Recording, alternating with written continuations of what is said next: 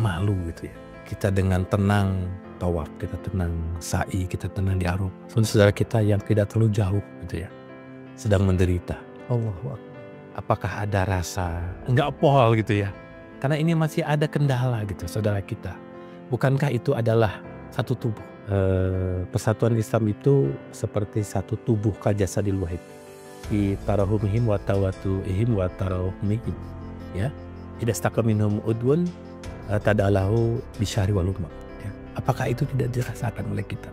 Nah, jadi dibalik segala jadi uang kan gimana dong ibadahnya? Artinya kalau begitu memang pure bisnis di dalamnya ya Ustaz.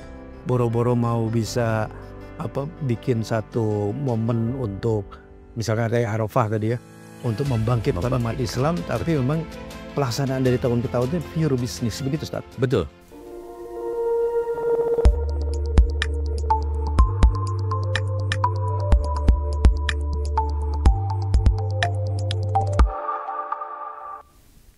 Bismillahirrahmanirrahim. Assalamualaikum warahmatullahi wabarakatuh.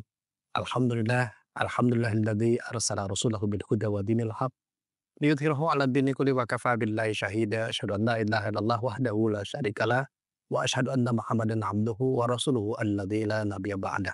Allahumma shalli 'ala sayyidil mursalin wa imamil muttaqin wa 'ala alihi wa sahbihi ajmain. Pemirsa Rayah TV ngaji ngarti ngahiji kumaha dararamang sadayana. Masya Allah.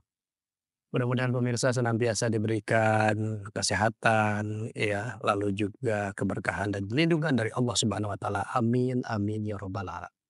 Pemirsa Royah TV, di hari ini Royah TV kembali menyapa pemirsa semua dalam acara spesial interview Royah TV yang pada hari ini kita akan membahas tentang haji dan persatuan hakiki. Betul. Beberapa waktu nanti ke depan kita akan melihat bagaimana jutaan umat Islam seluruh dunia itu akan hadir di tanah Arafah. Mereka akan berbondong-bondong untuk sama-sama menunaikan ibadah haji.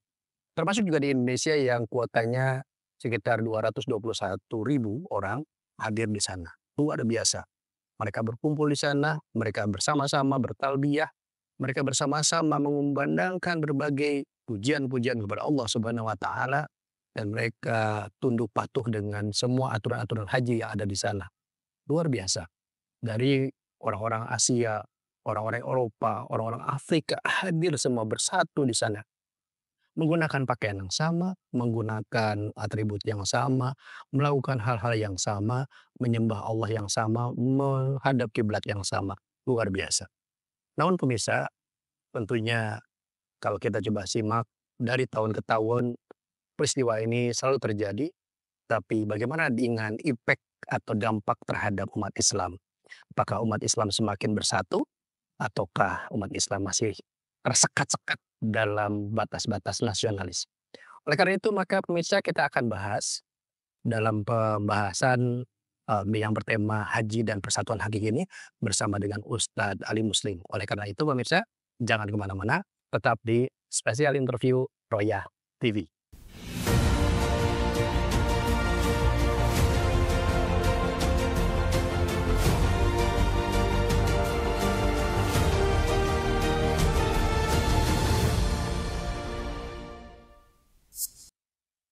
Baik pemirsa Royah TV ngaji ngerti ngeheji. Hari ini kita dalam acara spesial interview Royah TV dalam tema haji dan persatuan hakiki.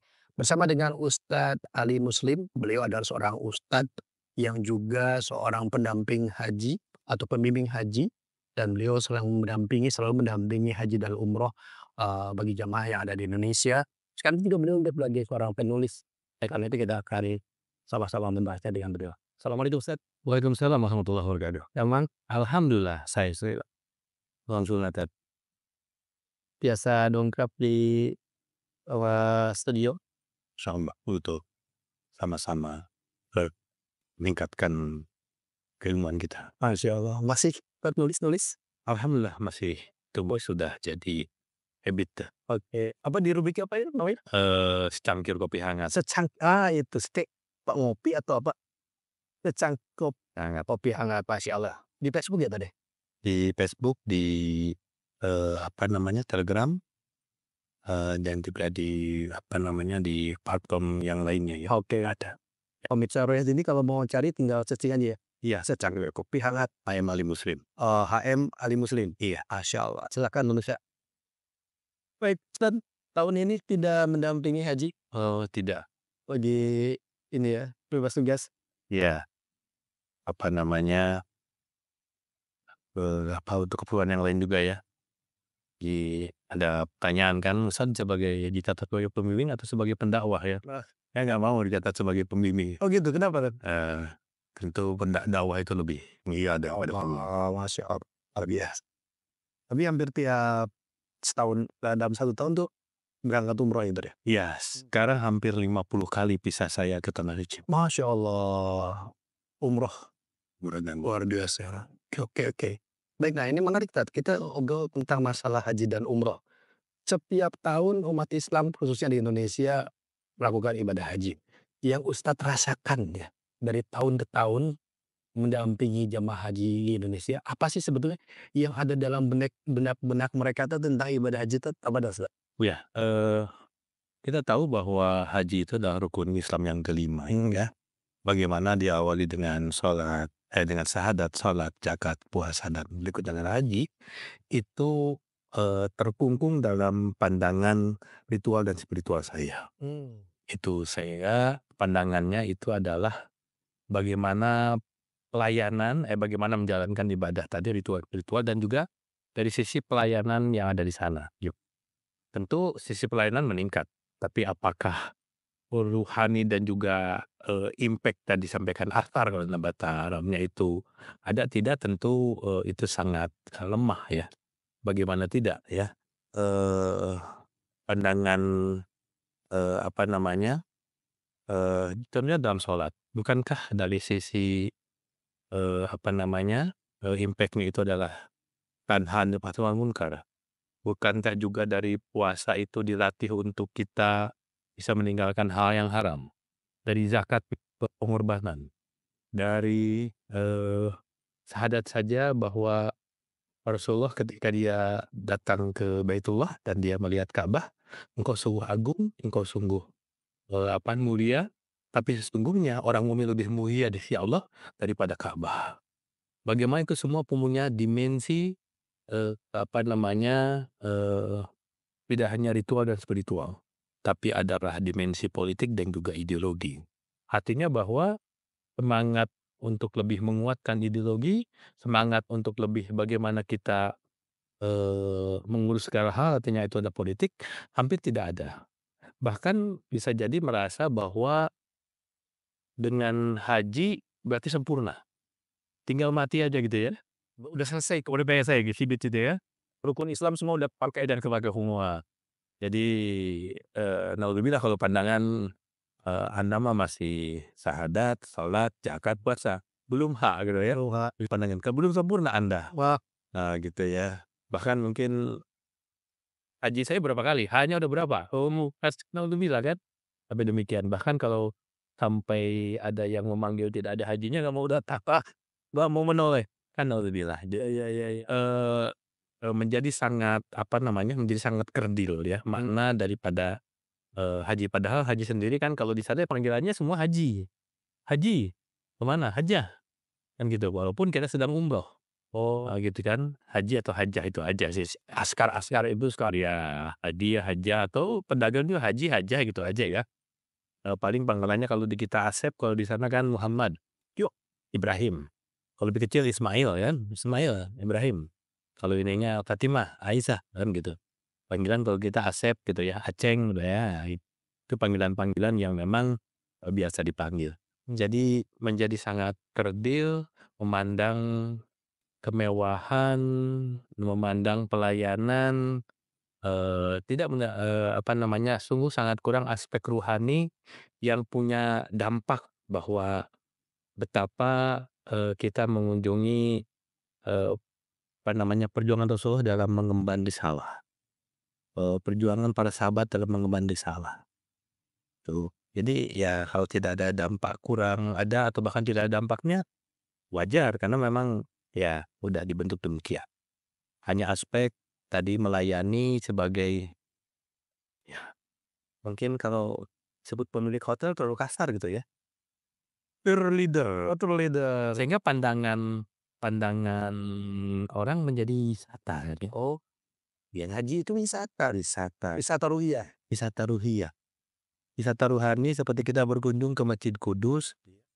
Wisata rohani gitu. Itu yang sangat disayangkan. Langsung saya bilang. Baik. Baik, Ustaz. Itu berarti kalau begitu kondisi umat Islam yang ada di Indonesia khususnya ya, ketika berhaji saat ini itu berbeda sekali dengan kondisi umat Islam yang ada di Indonesia atau di Nusantara ketika zaman Belanda dulu. Oh ya. Yang mereka itu pulang dari haji itu sampai oleh Belanda itu digelari haji. Karena apa? Karena itu untuk mengidentifikasi ini yang pernah haji. Itu gimana Tat perbedaannya Tat? Nah, Iya. apa Tat? Kita tahu bahwa haji dari Nusantara ini ya, belum ada Indonesia dulu Belum. ya. Nusantara ini pada zaman Belanda ya, itu perjalanan bisa mencapai 6 bulan ya. Perjalanannya. Perjalanannya Masya Allah. waktu bisa 6 bulan 7 bulan untuk bisa kembali lagi ke Indonesia kalau selamat ya. Selamat. Karena melalui kapal laut dari Aceh ke mana, ke India ke Yaman, dari Yaman baru ke Jeddah. Nah, setelah dimintakan oleh Khalifah Utsmani untuk memberikan pelayanan yang baik, karena kalau pakai kapal layar itu berbahaya. Bisa jadi tenggelam sebelum sampai. Baik itu oleh perompak dan sebagainya. Sehingga Khalifah dari Utsmani meminta kepada Belanda dan juga negeri Eropa yang kebetulan sedang sedang menguasai Nusantara ini untuk menyediakan kapal. Nah, itu semakin lancar juga dibukanya terusan Suez. Itu semakin lancar pelaksanaan ibadah haji. Namun dampaknya itu di samping mereka yang pergi juga kadang-kadang juga yang datang juga lebih banyak ke negeri ini. Belum lagi kalau di sana itu biasanya ketemu dengan para syekh, ketemu dengan para mufti di sana, termasuk juga yang dari kita tahu bahwa banyak mufti yang memang dia tokoh-tokoh dari Nusantara ini, seperti Al-Minangkabawi, lalu Syekh yang dari Banten ya, Syekh An-Nawawi Al-Bantani, itu tokoh-tokoh kelas dunia ya, syekh kelas dunia. Itu imam Masjidil Haram sekaligus sebagai mufti ya. Itu menjadi tempat ini. Belum lagi bertemu dengan kaum muslimin atau umat Islam dari seluruh dunia. Mereka memberikan semangat keberislaman. Sehingga ketika mereka kembali itu membawa misi ya, membawa pesan, sehingga bagi Belanda ini membahayakan karena semangat persatuan, semangat untuk membebaskan diri dari bentuk-bentuk penjajahan dan sebagainya itu betul-betul muncul di kalangan para haji. Sehingga betul tadi, haji itu adalah gelar untuk mengidentifikasi bahwa ini adalah muslim radikal gitu. Yang memang akan membebaskan ini dari cengkraman para penjajah. Itu pada masa ketika awal-awal dahulu ibadah haji masih ditangani oleh kehilafahan, bukan oleh negara bangsa seperti Saudi saat ini. Tentu semangat itu begitu luar biasa. Orang yang haji itu orang yang istimewa gitu ya. Tidak saja ingin melaksanakan ibadah mahdhah ritual-spiritualnya, tapi juga semangat untuk menjalankan Islam secara kafahnya juga tinggi. Terutama konteks masa itu adalah cengkraman penjajah, ingin lepas. Itu bedanya. Baik. Artinya kalau begitu ibadah haji umat Islam saat ini itu tidak mungkin terjadi seperti dahulu kalau kondisinya seperti sekarang. Apa seperti itu? Betul. Bagaimana tidak? Ketika zaman Rasulullah saja, itu Rasulullah betul-betul menjadikan haji itu ingin pertemuan terakhir ya Rasulullah dengan umatnya. Saat itu menurut Syirah itu sampai 200 sampai 400 ribu Oke, Bang. berkumpul di sana.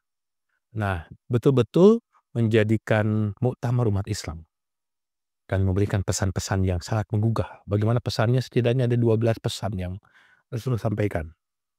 Berikutnya juga untuk menanyakan tentang bagaimana aspek pelayanan masyarakat atau rakyat oleh para pemimpinnya. Wilayah ini siapa walinya, tanyakan bagaimana Oh. keadaannya, bagaimana. Begitu pula diteruskan oleh zaman Umar, Utsman. Bagaimana itu akan terjadi hal yang sama, semangat yang sama, kalau prakteknya tidak demikian. Eh, Pidato Arafah, khutbah Arafah, itu kalau saat ini hanya diisi oleh pimpinan KBIH dalam sebuah tenda. Paling pesannya apa kira-kira? Tingkatkan terus ibadah, ya, dan sebagainya. Bukan berbicara tentang hal-hal yang mendasar tentang bagaimana umat Islam. Bagaimana apa yang menimpa umat Islam. Bagaimana ke depan dan sebagainya. Tidak juga dijadikan sebagai mengontrol terhadap para pimpinannya. Hal itu bisa dibayangkan ya Ustadz, ketika khutbah di Arafah, disiapkan saja layar lebar. Tiap tempat kasihan layar lebar. Orang berkumpul dari duhur sampai maghrib, Masya Allah. Ini enggak, wirid, zikir, yang dapat tenda dalam tenda, yang ber-AC, yang tidak ber-AC, yang di luar kepanasan, ya. Itu menjadi putih semua karena pakaian ihram semua. Betul. Itu Arafah menjadi putih semua. Lalu yang tidak masuk dalam rombongan dapat khutbah enggak? Oh iya, enggak. Enggak dapat. Jadi Jadi tahu ya, enggak tahu. Sudahlah diperkecil menjadi khutbah Arafah hanya satu tenda per KBIH, itu belum lagi yang tidak dalam koordinasi rombongan. Jadi mau dapat spirit dari haji, spirit persatuan dari mana? Spirit peningkatan, spirit muhasabah dari mana? Itu jangankan untuk ini ya, pimpinan Saudi sendiri, di mana Mekah dan Madinah ada di sana, tidak menyampaikan itu. Bagaimana, pesan apa yang akan didapat kira-kira? Tidak ada, jadi sangat kecil banget gitu ya. Itu kan keadaannya demikian. Terima kasih Ustadz. Ini menarik nih tentang bagaimana penyelenggaraan haji saat ini ya yang dilakukan oleh pemerintah Saudi. Tapi nanti insya Allah kita bahas di segmen kedua Ustadz, biar lebih mantap lagi nih kepada para pemirsanya. Pemirsa, apa yang tadi disampaikan oleh Ustadz Ali Muslim tentang fakta ibadah haji saat ini, di mana umat Islam yang ada di Indonesia berbeda sekali dengan pelaksanaan haji umat Islam di Nusantara pada zaman Belanda dulu, di mana orang-orang yang pergi berhaji pulang membawa pesan tertentu, yaitu apa? Spirit untuk membebaskan diri dari penjajahan, spirit untuk kembali kepada Islam. Masya Allah. Dan itu tidak ada sekarang. Bagaimana dengan sekarang? Kita akan sama-sama bahas bagaimana pelaksanaan haji bersama dengan pemerintah Saudi Arabia. Oleh karena itu, jangan kemana-mana, tetap di special interview Royah TV.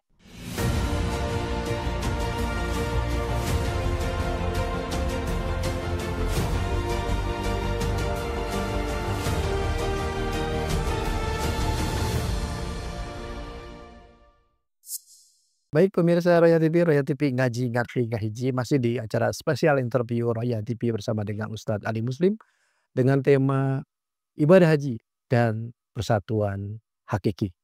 Bagaimana tadi disampaikan oleh Ustadz Ali Muslim bahwa ternyata kondisi umat Islam yang berhaji saat ini berbeda sekali dengan umat Islam yang ada di Indonesia pada zaman Belanda. Ada pesan yang tidak sampai. Nah, kenapa ini bisa terjadi? Kita lihat bagaimana penyelenggaraan ibadah haji di pemerintah Saudi saat ini. Baik, Ustadz, ini menarik yang tadi disampaikan oleh Ustadz tadi di awal tentang masalah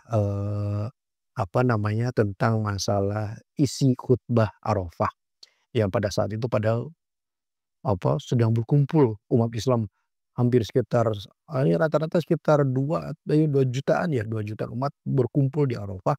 Namun ternyata saya juga baru tahu bahwa ternyata pelaksanaannya saya pikir semua orang yang di Arafah itu bakal mendengarkan khutbah Arafah yang ada di masjid, apa ya, masjid di Arafah ya? Amirah. Masjid Amirah. Tapi ternyata enggak ya, hanya hanya yang ada di Masjid Amirah saja, begitu begitu Ustaz? Yang mendengarkan khutbah itu? Iya, yang ada di Masjid Nabawi pun dibagi 2 kan. Ada yang memang udah masuk Mekah, ada yang memang masih Arafah kan, Oh bagi 2. Yang udah masuk Mekah ya enggak sah. oh enggak sah. Iya, itu yang dengar sebagian di situ aja. Itu saja pakai bahasa Arab, lalu Yang semuanya juga belum tahu, belum ngerti apa isinya. ngerti.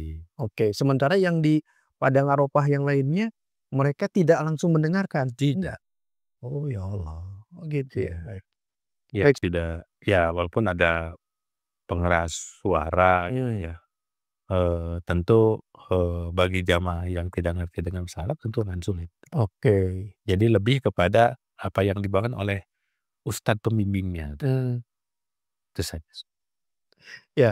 Nah, sekarang kita bahas tentang penyelenggaraan ibadah haji, di mana pemerintah Arab Saudi sebagai, pelayanan, Haramain. Haramain, 2 tanah haram, itu menurut Ustaz sejauh ini apa yang dilakukan oleh pemerintah Saudi itu seperti apa sih dalam pelayanan terhadap ibadah haji? Ya, Gimana Ustaz?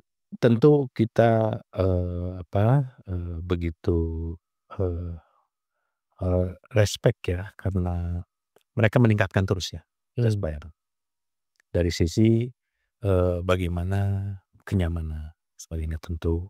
Kita tahu kalau sekarang udah pakai drone loh, orang yang tidak pakai visa haji nggak bisa. oh gitu? Iya, bahkan Ketahuan? sekarang ketahuan, Oh, sampai ke gunung-gunung. Dulu orang bisa naik ke gunung, sekarang jadi ya dipantau, surto udah, lalu drone, udah kemana mana. Jadi sekarang sangat sulit bagi yang tidak punya visa haji. Menurut kabar Furoda tidak keluar. Oh, Furoda tidak keluar. wih, Tahun ini tidak keluar. oh gitu. Furoda tidak keluar. Ya mungkin keluarnya sangat sangat terbatas ya, walau alam, sangat terbatas. Nah, dari sisi pelayanan kita saya respect ya. Mmm, Tapi dari sisi bagaimana spirit Islam kembali kepada, bagaimana spirit Islam bisa mereka dapatkan, itu tidak ya, tidak terjadi. oke. Bahkan kita tahu bahwa beberapa situs yang, ada itu malah kalau bisa ditutupkannya. Mmm, Jadi sebuah penguasa itu ingin menghilangkan, eee, peran penguasa sebelumnya, karena memang sejarah itu milik, pemenang ya. Sehingga, kalau bisa tidak ada itu, mmm, tidak ada aspek-aspek itu. Bagaimana kita lihat, eee, Sakifah Bani Saidah yang itu adalah, saksi bisu, Islam bisa tersebar begitu luar biasa walaupun Rasulullah wafat, itu hampir mau dengan alasan perluasan, hampir mau hilang. mmm, Belum lagi situs-situs yang lainnya, Masjid Baiat, Al-Qobah, hampir tidak pernah, itu kan baru tahun berapa, 2000 berapa, mmm, baru muncul, ya. Tadinya tertutup oleh pasir ya, jadi hal-hal demikian yang tidak nampak, ya hondak, bagaimana itu paritnya, tidak dijadikan sebagai, "Oh iya, ini perjuangan," gitu ya, ini perjuangan Rasulullah, kan gitu. Jadi, hampir itu, tidak ada, yang tren-tren saja ya. Bagaimana itu Uhud ya, bagaimana itu, apa namanya, eee apa itu, Hudaybiyah ya. Hudaybiyah, kalau tidak dijadikan sebagai mikot mungkin hilang ya. Ada kerja mikot saja, ada mikot jadi masih ada ya? masih ada ya. Begitu pula dengan Girona, kalau Jeron. tidak ada peristiwa Hunain ya, itu mungkin, tidak dijadikan mikot hilang juga ya Betul mungkin. betul. Nah itu, dan, eee, dan beberapa hal yang memang, eee, tidak peduli gitu ya, dengan alasan apa tadi, eee, apa namanya, dengan alasan TBC ya, Oh, beda tahayul, beda dan juga khurafat. Kemarin itu disembunyikan semuanya kan gitu. Sehingga, bagaimana ingin mengenal, perjuangan Rasulullah, sejarah perjuangan Rasulullah sampai bisa dengan haji dengan aman. Nah, aspek istitoahnya terhadap apa, dapat kita rasakan itu tidak dapat. Kalau tidak kreativitas dari para ustadznya itu bagaimana? Para pembimbingnya gitu. Pembimbingnya, Gitu. bagaimana akan mengenal itu semua? Oke. Ya, jadi bahkan banyak yang saya rasakan pembimbing itu ketika menyampaikan hal-hal yang tadi yang mendasar tentang Shakifah Bani Saidah, hal yang mendasar tentang apa itu baiat Aqobah dan sebagainya, bagi jamaah itu heran. Ini adalah pemimpin baru gitu ya. Istilahnya ini nggak biasa ini. Oh gitu, Nggak biasa, aneh gitu. oh, Aspek bagaimana Ji'ronah dulu itu aneh gitu. Gitu ya. Bagaimana Ji'ronah itu dulu bagaimana gitu. Ya tentu hal yang biasa itu adalah Ka'bah ya gitu aja Ka'bah. Tapi bagaimana kenal kan enggak? Al-Arqam min Al-Arqam, sebelah mana itu? oh, Sebelah mana itu Al-Arqam min Al-Arqam? Itu adalah dakwah pertama ketika mendapatkan ayat fasda bima tu'mar wa a'rid 'anil musyrikin. Bagaimana itu akan dapat? Sebelah mana itu? yo. Itu kan sekarang jadi tempat kerajaan gitu. Jadi cukup sulit bagi para pembimbing itu untuk menyampaikan, atau untuk menunjukkan situsnya, terlebih lagi untuk menyampaikan sejarah Sana apa yang ada di sini? Hal yang biasa Safa Marwah. oh, Hal yang biasa itu saja kita tahu bahwa hilang kesucian tempat itu gitu kan ya, dalam artian ketika di Safa Marwah malah melakukan lagu apa itu, lagu kebangsaan gitu. Tidak untuk bagaimana merenungi dari kemuliaan menuju kepada oh, dari kesucian menuju ke kemuliaan, Safa ke Marwah, balik lagi gitu dan seterusnya. Lalu hal-hal itu hilang, hampir hilang. Bagaimana eee, ya kalau umroh kan enggak, kalau haji kan jumroh. Bagaimana jumroh itu? Ya, apakah hanya melempar saja atau bagaimana sih gitu kan ya?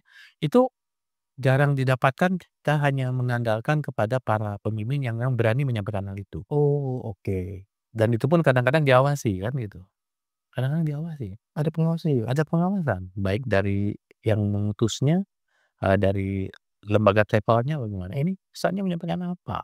Yo, Kan ada laporan. oh gitu. Iya, ada laporan kan sebagainya. Jadi menjadi sempit dan apa namanya, kering dari nilai-nilai, Iya, ruh perjuangan, Masya Allah, kering. betul. Kalau bukan pembimbingnya yang kreatif, berat ya. Betul Mereka itu paling kalau bimbing yang biasa ya hanya sekedar gugur kewajiban, ngantar ke sini, tanpa ada message yang betul. dalam tentang kondisi seperti itu. Ditambah lagi mungkin peran juga dari pemerintah Saudi yang hanya menyediakan, eee apa, 2 tanah suci haram itu untuk hanya dalam tanda petik sebagai tempat wisata rohani. Nah, Apa seperti itu, San? bisa jadi ya, kalau saja Mekah dan Madinah itu ada di, apa itu, ada di Yaman, ya pemerintahan Yaman harus ngurus. Kalau saja itu asal Indonesia, ya pemerintah Indonesia harus ngurus, iya kan? Karena kebutuhan hanya di sana aja harus ngurus kan, tuh. Jadi tidak ada, apa namanya, bahkan, menjadi, apa namanya, penghasilan kan utama ya. Ya betul. Iya, walaupun, eee, ada minyak mulai lemah, kembali lagi ke situ, sekarang dibuat tempat wisata di Al-Ala ya, Betul, nah itu. pindah ke sana Yang gitu. Nabi sendiri tidak mau ngelihat di situ ya, Oh lihat, kan malah dibikin tempat wisata. iya, kalau Rasulullah menyampaikan kalau tempat yang terkutuk jangan lama-lama, Betul. harus jalan cepat. Masjidil Haram itu tempat kita ngambil batu jangan lama-lama, karena itu adalah tempat Abrahah, bergajah itu apa namanya, ditimpa batu oleh Allah, Oh, gitu. Jadi jangan cepet-cepet, jangan lama-lama, malah ini jadi tempat wisata. Saya kalau bawa ke Laut Mati, itu jangan mandi, ini tempat yang dikutuk sama Allah gitu, jangan mandi, ini malah mandi semua, jangan lewat aja, ya udah lihat, udah ya udah, yuk, nggak boleh gitu. Saya berusaha untuk itu kalau masalah swimming gitu. Ini bukan lama, "Ayo mandi dulu." Ini nggak nyunah itu ya, nggak syar'i gitu kan ya. Tuh, kita ke sana ingin mencontoh Rasulullah, dia malah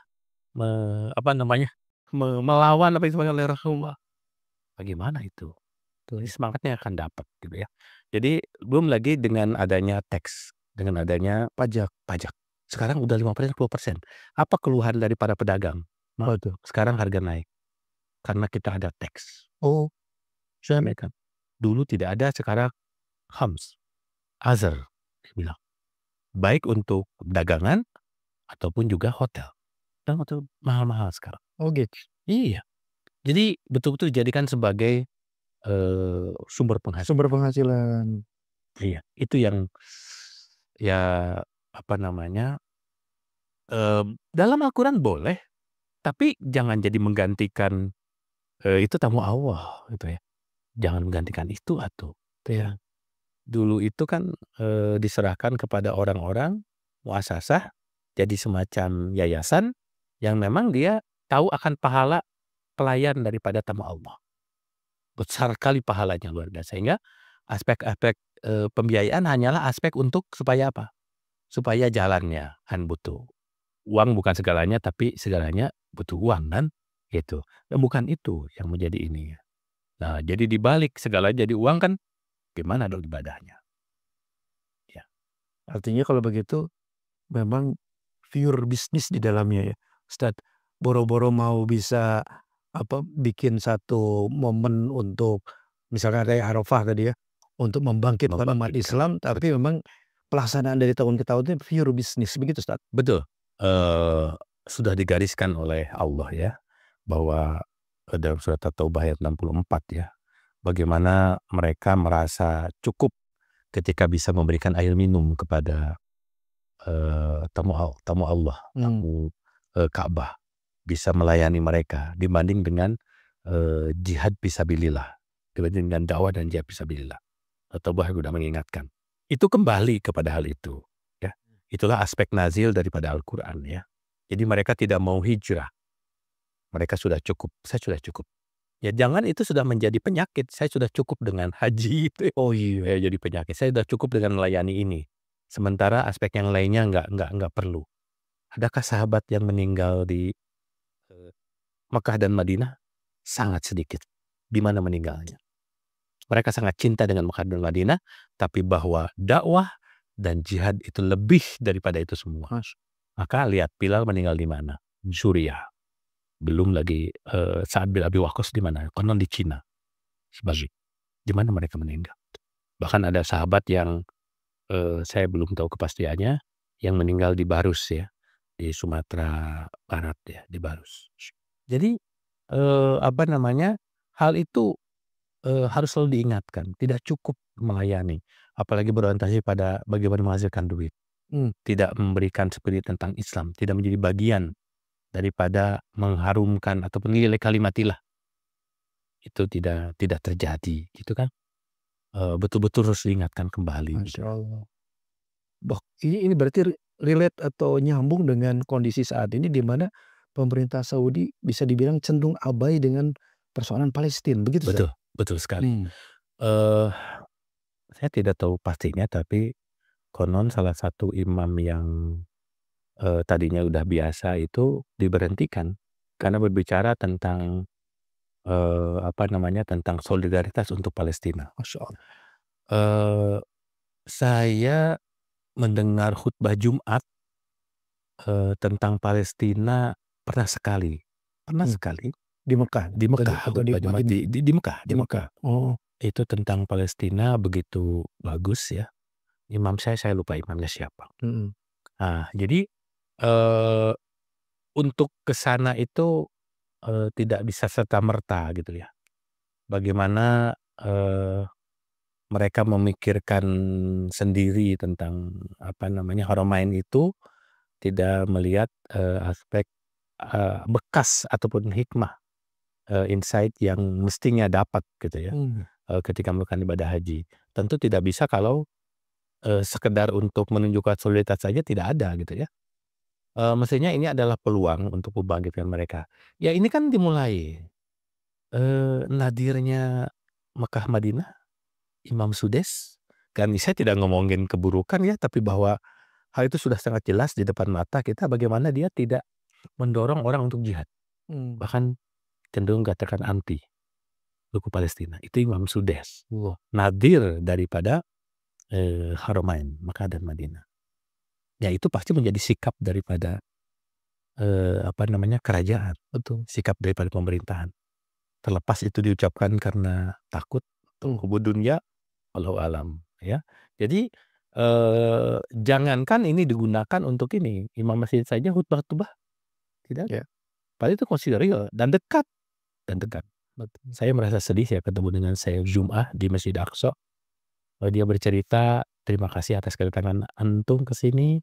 Saya senang lihatlah kami karena memang Saudi dia sibuk dengan Haramain.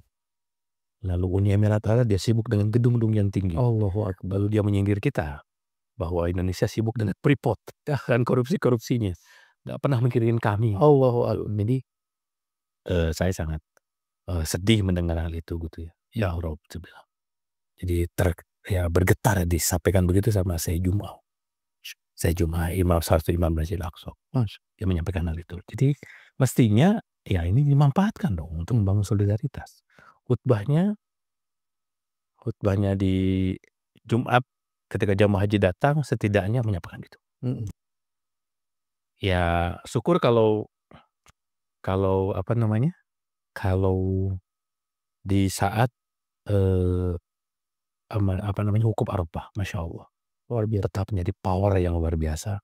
Pengeras suara ada, bagikan semuanya ini penerjemahan. Oh bisa ya, bisa juga. Sekarang teknologi udah canggih ya. Udah canggih. Allah Akbar. Layar bisa ditampilkan semua. Iya.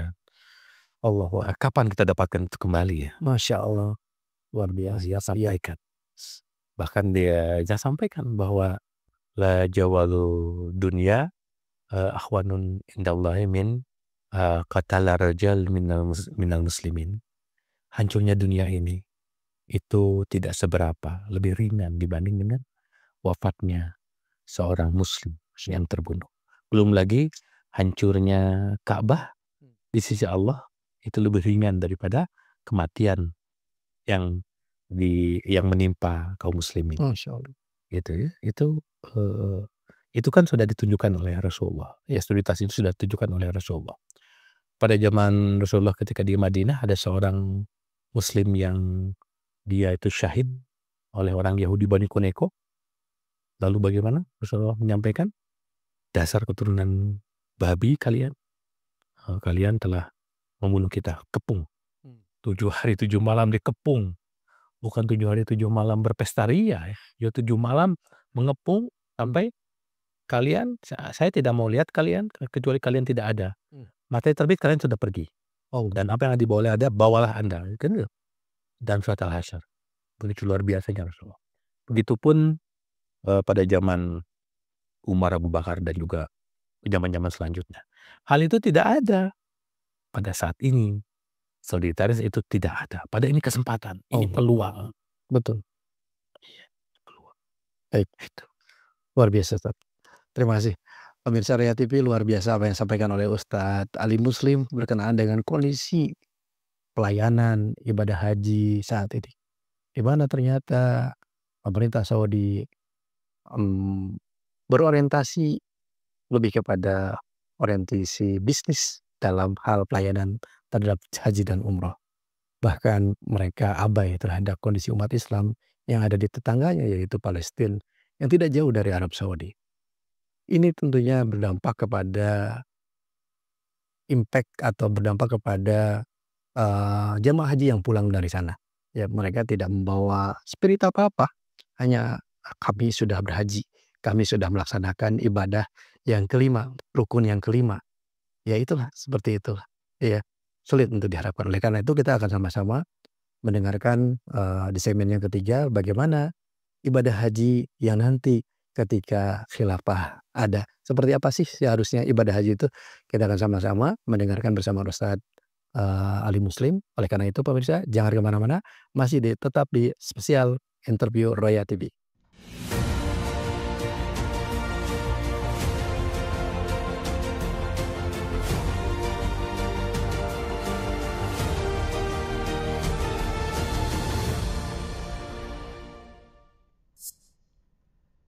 Pemirsa Royah TV ngaji ngarti kahiji, luar biasa pembahasan kita tentang haji dan persatuan hakiki. Yang tadi disampaikan oleh Ustadz Ali Muslim bagaimana kondisi haji saat ini yang ternyata tidak berdampak apa-apa terhadap kondisi keumatan atau keislaman. Nah, karena kita akan membahas bersama Ustadz Ali Muslim di segmen yang ketiga ini, bagaimana sih seharusnya ibadah haji tersebut dan seperti apa sih seharusnya penguasa umat Islam atau Daulah Khilafah nantinya itu merancang atau menjadikan haji itu sebagai muktamar internasional, umat internasional atau muktamar umat sedunia. Ya, seperti apa sih yang harusnya dilakukan oleh Daulah Khilafah ke depannya. Ustadz, baik, menarik ya tadi yang sudah disampaikan oleh Ustadz di segmen 1 dan segmen yang kedua tentang fakta-fakta yang terjadi. Sekarang andaikan ke depan insyaallah ya bahwa Daulah Khilafah itu ada. Apa yang seharusnya dilakukan oleh Daulah Khilafah terhadap pelaksanaan ibadah haji ini? Tafadhol Ustadz. Ya,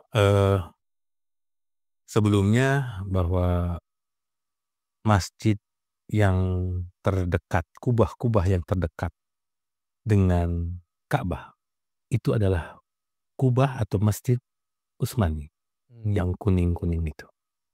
Itu kan sempat mau hilang. Sempat mau dihilangkan ketika ada rehabilitasi. Oh gitu. Ketika ada rehab. Itu kalau tidak ada protes dari Turki, itu mungkin hilang. Itu. Ya, padahal itu bukan persoalan Turki yang buat. Itu adalah peninggalan dari kehilafahan. Dia yang mengurusnya. Maka dia pun masjid itu adalah masjid umat Islam yang paling dekat. Kalau sekarang tahu di belakangnya Masjid Fahad, Masjid apa itu? Aziz, Masjid Faisal, kan gitu. Kalau dulu tidak. Masjid yang dipersembahkan bagi umat Islam yaitu Masjid Utsmani, ya, dengan kubah-kubahnya itu. Nah, itu satu peninggalan, yaitu satu hal yang memang begitulah pengurusannya gitu ya. Dia adalah yang mengurusnya, tidak ada kepentingan negara kecuali kepentingan umat. Sebagaimana khilafah itu adalah keberadaannya adalah untuk umat, untuk melindungi, untuk melancarkan ibadahnya kan. Kehilafahan itu adalah untuk menegakkan syariat Islam secara kafah, termasuk dalam ibadah haji. Umat menjadi murah, tenang, terlayani, dan spirit dari hajinya dapat, kan itu ya diinginkan. Tuh. Nah, setiap kali kehilafahan itu menjadi pengurusnya dan dia yang menyiapkan untuk khutbah Arafahnya, lalu juga hal-hal lain pelayanan dalam bentuk kebutuhan udawiyahnya dia siapkan, kan gitu. Jangan kenal itu, Harun Ar-Rasyid itu membuat rumah-rumah singgah. Di sana disiapkan secara gratis makanan. Allahu Akbar. Disiapkan pula ini untuk makanan-makanan kuda. Mungkin Ustadz pernah lihat di televisi ada YouTube yang melihat jalan ke Persia, jalan ke mana, ke Mesir, jalan lurus, kok ada bangunan gitu. Di situ ada pabrik rotinya, ada airnya, ada tempat singgahnya. Ini apa gitu kan ya. Kalau nggak bersejarah nggak tahu. Itu adalah peninggalan dari kehilafahan untuk melayani jamaah haji. Allahu Akbar. Bagaimana mungkin jika ditempati Mekah dan Madinah tidak lebih hebat lagi? Karena itu bukan persinggahan kan, itu adalah tempat berkumpulnya. Kiblat yang sama, Arafah yang sama, Al-Quran yang sama, pimpinan yang sama. Bagaimana tidak betul-betul diberikan yang terbaik, yang teristimewa. Sempurna tidak ada, tapi istimewa pasti. Ya, jadi akan diberikan. Ya, lalu juga dijadikan tempat untuk betul-betul muktamar umat Islam. Allah. Semua pimpinan wilayah dari kewilayahan Islam, kegubernuran Islam diminta data, minta sebagai laporan, sekaligus untuk muhasabah. Bahkan di sana ditanya, Anda dari mana? Anda dari Persia. Oke, Persia ini. Apa keluhan Anda? Apa keluhan Anda terhadap pimpinan kalian? Oh, apa yang demikian? Ya mungkin khalifah atau wakil khalifah yang menyiapkan hal itu. Ya, itu betul-betul karena segalanya dimanfaatkan semacam apa ya? Ya semacam sidang pleno atau ya mungkin sidang paripurna malah. Tempat satu-satunya di mana umat Islam berkumpul lebih banyak itu adalah ketika haji. Jadi digunakan untuk mengingatkan, muhasabah, koreksi, lalu meminta keluhan. Ya, bagaimana? Lalu ke depannya harus bagaimana? Betul-betul akan hebat, akan memenuhi dimensi politik dan dimensi ideologis yang luar biasa. Tidak hanya dimensi bisniswal dan spiritual, apalagi bisnis. Nah, sudah kayak begitu, pulang ke Indonesia, pulang ke negerinya masing-masing, nggak ada. Apa yang dapat? Ya, pengalaman saya ketika tawaf kan gitu ya. Pengalaman saya ketika ngelempar jumroh, ketika saya dikejar sama askar, ketika saya tidak, tadi ada pesan Pesan dari Syekh siapa? pesan yang untuk tahun ini yang paling penting ini. Dulu Rasulullah memberikan pesan apa? Tinggalkan riba. Gitu. Riba sekarang kayak apa? 13 yang saya catat dari pesan Rasulullah hampir semuanya sekarang terjadi. Allahu Akbar.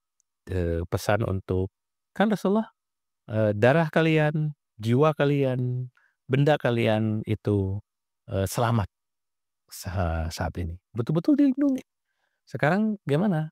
Nyawa aja hilang gitu. Betul. Emas milik kita hilang kayak gitu. Itu. Ya bagaimana akan membuat asar dampak dari haji? Ada. Ya ada sama sekali. Insyaallah. Artinya bahwa memang khilafah itu orientasi pelayan zaman dulu ya, kalau kita lihat orientasinya itu betul-betul real pelayanan. Bukan mengambil cuan. Kepentingan apa? Allahu Akbar. Dia untuk menerapkan syariat Islam.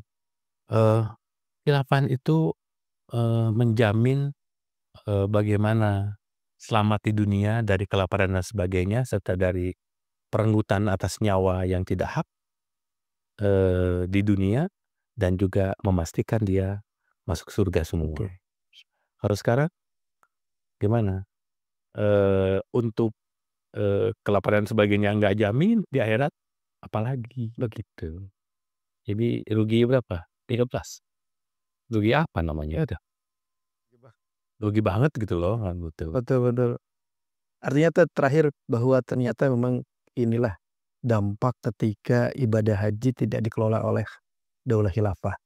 Ketika ibadah haji dipelihara atau dilakukan oleh negara nasionalis.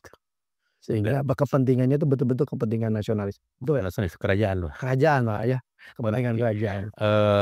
Kalau negara sudah negara Islam itu udah terpecah-pecah, maka akan jadi kepentingannya masing-masing. Betul. Turki akan kepentingannya masing-masing kalau dia bantu Palestina.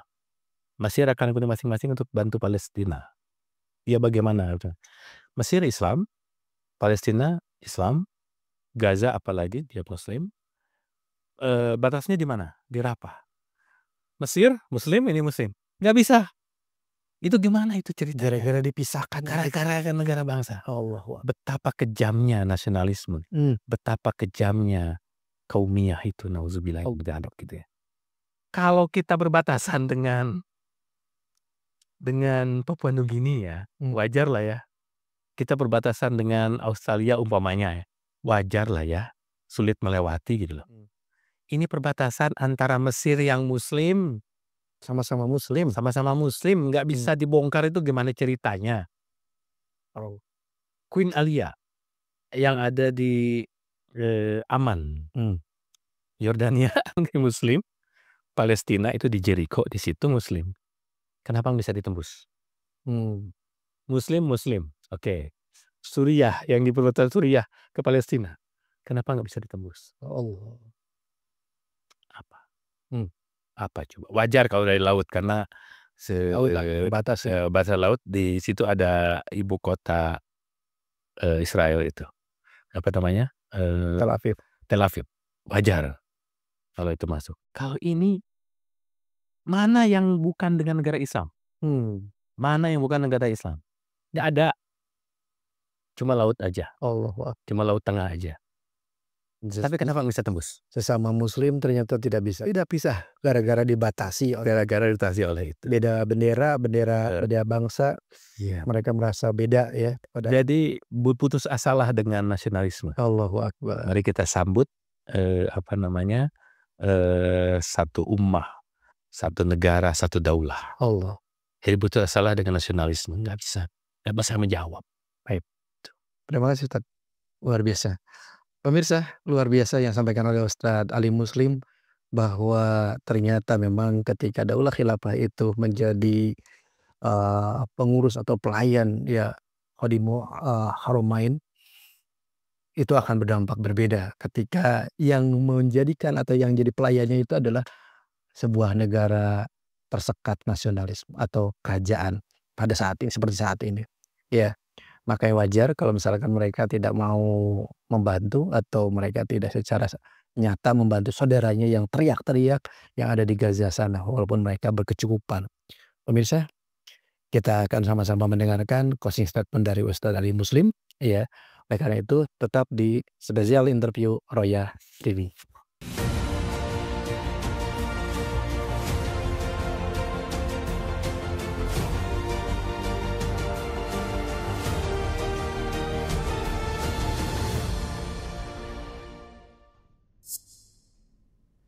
Baik, pemirsa Roya TV ngaji ngerti ngaji masih di acara spesial interview Roya TV dalam tema haji dan persatuan hakiki, di mana kita sudah membahas dengan Ustadz Ali Muslim bagaimana kondisi haji saat ini ketika haji tersekat-sekat dalam bingkai atau dalam batas-batas nasionalisme dan itu ternyata tidak akan berdampak kepada persatuan yang hakiki. Oleh karena itu mari kita sama-sama mendengarkan bagaimana closing statement dari Ustadz Ali Muslim. Tafadhol Ustadz. Ya, kondisi gimana kita umroh, gimana kita haji, lalu kondisi saudara kita Palestina. Kalau saya agak malu gitu ya. Kita dengan tenang tawaf, kita tenang sa'i, kita tenang di Arafah. Saudara kita yang tidak terlalu jauh gitu ya, sedang menderita. Allahu Akbar. Apakah ada rasa enggak pol gitu ya? Karena ini masih ada kendala gitu saudara kita. Bukankah itu adalah satu tubuh? Persatuan Islam itu seperti satu tubuh kajasadil wahid. Fi tarahumihim wa tawatu'ihim wa tarahumihim. Ya. Idza staqa minhum udwun tadalahu bisyahri wal umma. Ya. Apakah itu tidak dirasakan oleh kita dalam dalam umroh dan juga ini. Maka dari itu berikan doa yang terbaik agar permohonan Allah dengan tegaknya Daulah Khilafah itu segera tiba karena itu adalah tempat yang mustajab. Orang-orang yang sedang haji kita tahu bahwa laisal jaza ilal jannah, artinya betul-betul doanya diampuni, dzamban maghfura ya diampuni. Itu betul-betul gunakan itu semua agar betul-betul seluruh syariat Islam termasuk haji mencapai apa yang puncak ataupun istilahnya mendapatkan puncak keridhaan Allah, puncak pahala yang terbesar. Jadi dengan tegaknya kembali Daulah Khilafah, maka ibadah-ibadah kita menjadi semakin mulia, mencapai puncaknya, dan betul-betul hidup kita adalah illa liya'budun, untuk ibadah pada Allah Subhanahu wa taala. Masya Allah. Terima kasih Ustadz. Baik pemirsa, itulah closing statement dari Ustadz Ali Muslim yang luar biasa yang membawa pesan kepada kita semuanya untuk sama-sama kita bertakarub kepada Allah Subhanahu wa taala, memohon dan memanjatkan doa khususan kepada saudara-saudara kita yang sebentar lagi akan melakukan ibadah di Arafah, wukuf di Arafah. Disitulah doa-doa akan terkabulkan. Kami memohon kepada saudara-saudara kita yang ada di sana yang akan berwukuf, berdoalah tentang persatuan umat yang hakiki. Berdoalah tentang tegaknya Daulah Khilafah ala minhajin nubuwah. Berdoalah bahwa persoalan-persoalan kaum muslimin akan segera diselesaikan dengan diterapkannya syariat secara kafah.